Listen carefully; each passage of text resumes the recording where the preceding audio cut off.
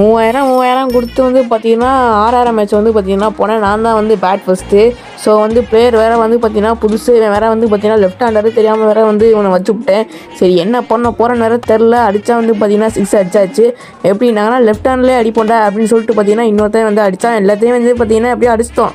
அப்புறமா வந்து 24 ரன் எடுக்கணும். நான் தான் வந்து பவுலிங்கு.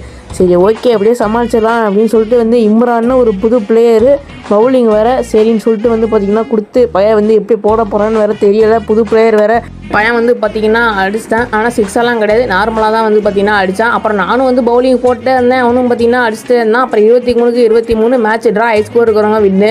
பார்த்திங்கன்னா எனக்கு வந்து பேட்டிங் ஃபஸ்ட்டு கொடுத்துட்டாங்க. நான் வந்து பார்த்திங்கன்னா 6 அடிச்சிட்டேன்.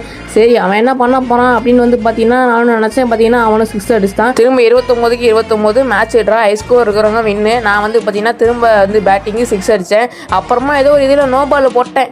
ஒரே அசிங்கமாக போச்சு. தோத்துட்டே இருக்கீங்கடா மாதிரி இருக்குது. பார்த்திங்கன்னா எப்படியோ வந்து பார்த்திங்கன்னா நானும் போட்டேன். பையன் வந்து பார்த்திங்கன்னா 6 அடிச்சுட்டான். வெறும் ஒரே ஒரு ரன்னில் வந்து பார்த்திங்கன்னா தோத்துட்டேன்.